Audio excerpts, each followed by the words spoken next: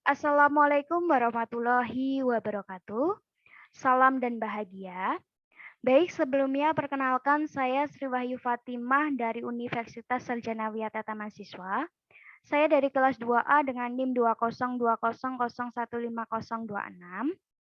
Baik, video kali ini sama seperti yang saya buat dari minggu lalu, yaitu untuk memenuhi tugas mata kuliah konsep dasar IPA SD dengan Ibu dosen Ibu Ika Mariani.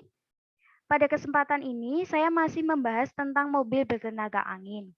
Nah, teman-teman, pada minggu lalu saya sudah menyampaikan bagaimana cara membuat mobil mainan bertenaga angin dengan alat dan bahan yang sudah ditentukan, kemudian merekam fenomena geraknya. Selanjutnya, pada hari ini saya akan menganalisis gerak benda menggunakan tracker.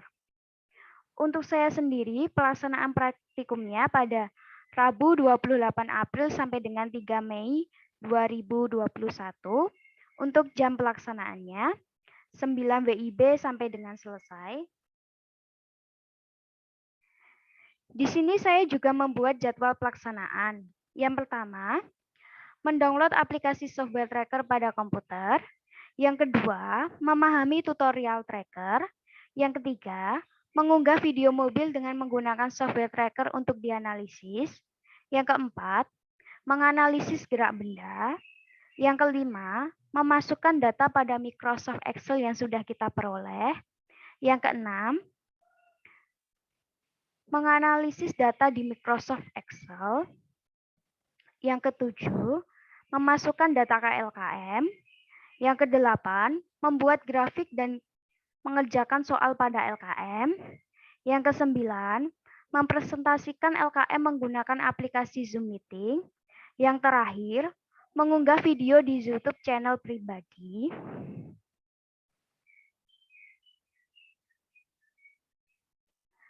Untuk alat dan bahannya sama seperti yang saya gunakan pada minggu lalu. Tetapi kita di sini memerlukan tambahan, yaitu software tracker.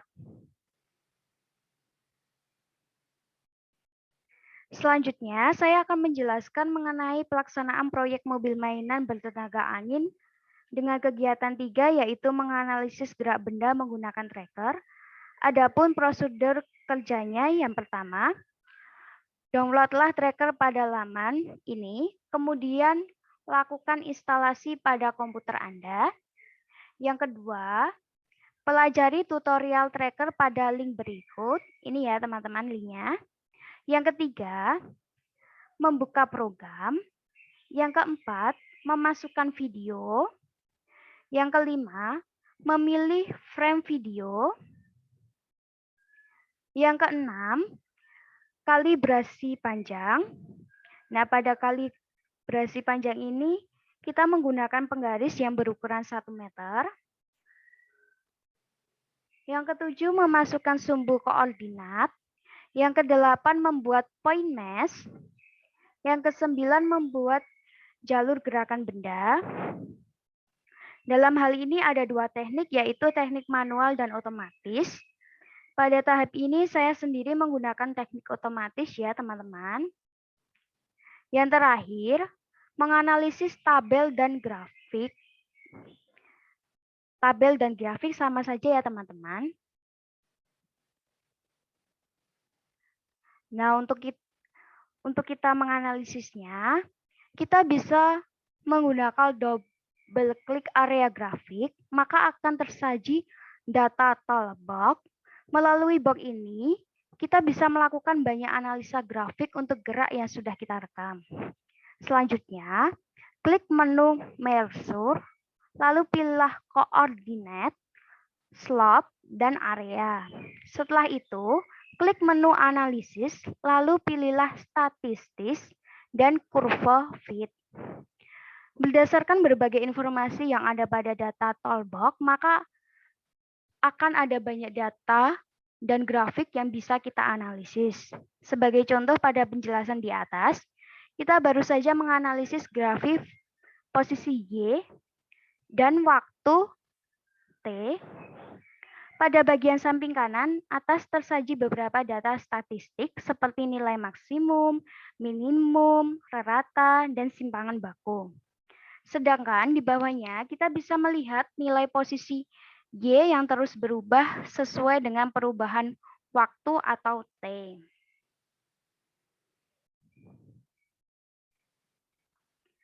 Kemudian setelah kita melakukan prosedur kerja dengan benar, kita akan masuk pada hasil pengamatan. Di sebelah kiri, ini ya teman-teman, ada detik dengan satuan T. Kemudian pada kolom X tidak digunakan karena X sebagai sumbu.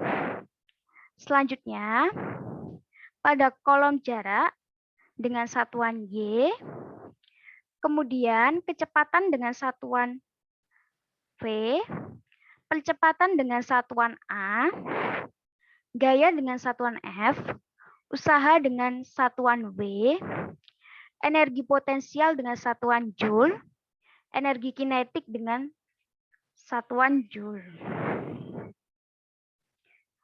Berikut adalah data dari analisis menggunakan software tracker dengan teknik otomatis. Bisa kita cermati bersama-sama ya teman-teman. Karena tidak mungkin saya akan membacakan satu persatu. Ini ya teman-teman.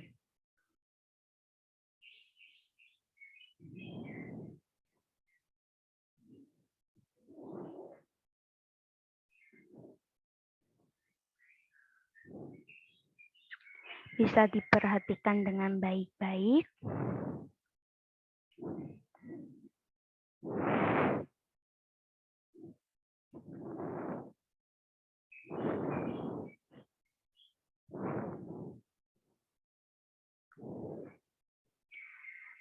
Nah, pada data ini saya mendapatkan data dengan jumlah sebanyak 69 data ya teman-teman.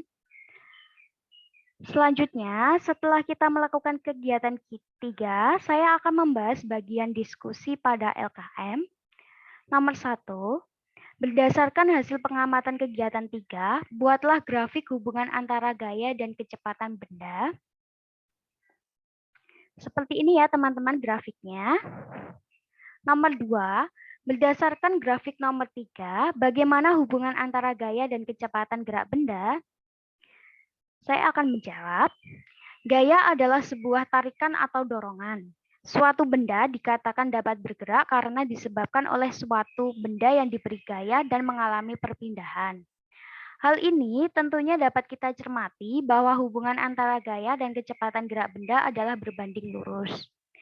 Jadi, dapat kita simpulkan bahwa semakin besar gaya yang diberikan kepada benda, maka semakin cepat kecepatan gerak benda.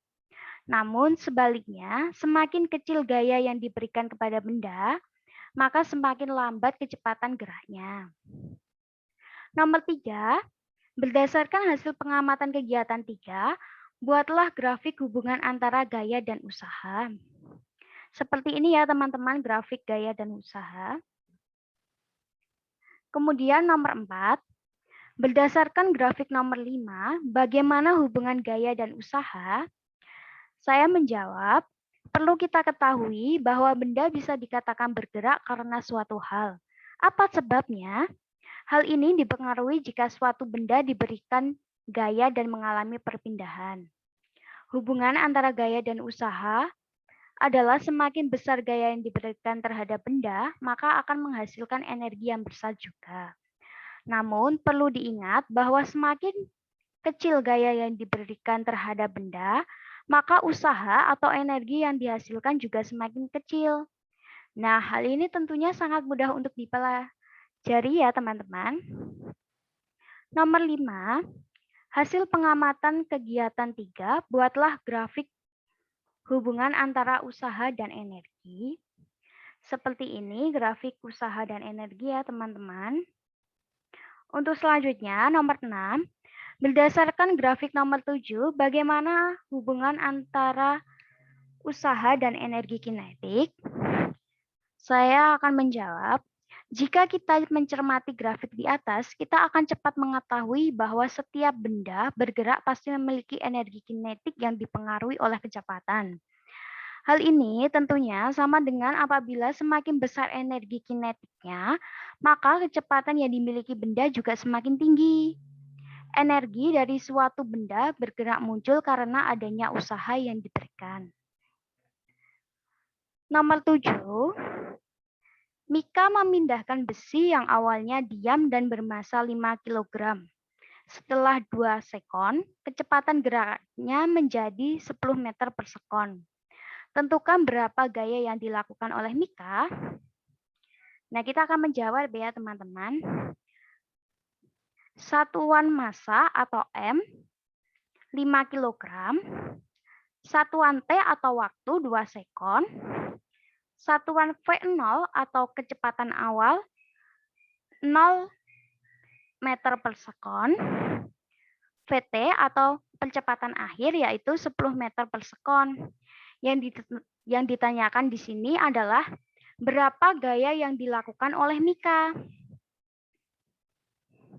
Nah, perlu kita ketahui ya teman-teman, sebelum mencari gaya, kita harus mencari percepatan. Dengan rumus VT dikurang V0 per T. Sama dengan 10 meter per sekon dikurangi 0 meter per sekon per 2 sekon. Hasil yang kita dapatkan adalah 5 meter per sekon kuadrat.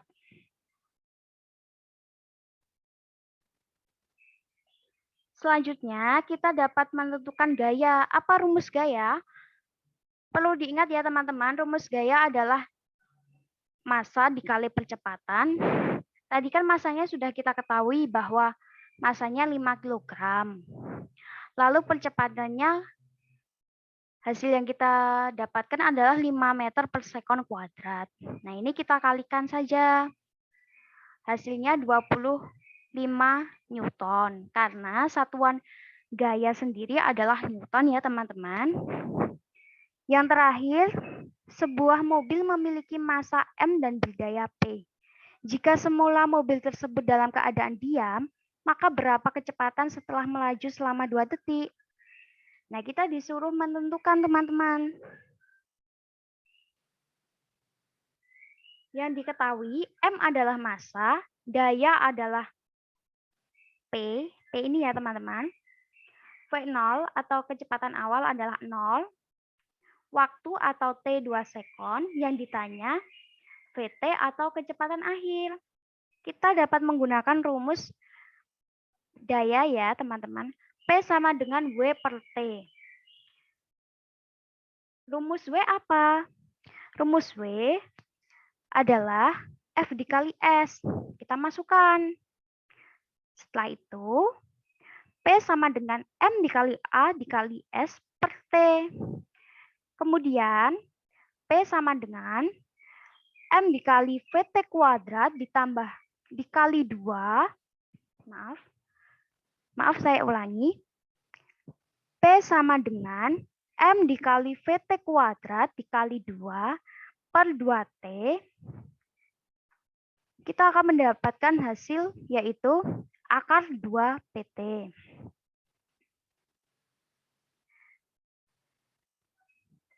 Nah, dari kegiatan 3 ini kita dapat menyimpulkan bahwa adanya hubungan antara usaha dan gaya berbanding lurus. Besar kecilnya gaya juga dapat mempengaruhi cepat dan lambatnya suatu benda bergerak. Lalu apa hubungannya usaha dengan energi kinetik? Hubungannya adalah besarnya suatu usaha yang dilakukan oleh suatu benda bergerak sama dengan besarnya perubahan suatu energi kinetik benda. Baik, itu tadi presentasi dari saya. Mohon maaf apabila ada kekurangan dalam penyampaian. Semoga dapat bermanfaat untuk teman-teman. Sekian dan terima kasih. Wassalamualaikum warahmatullahi wabarakatuh.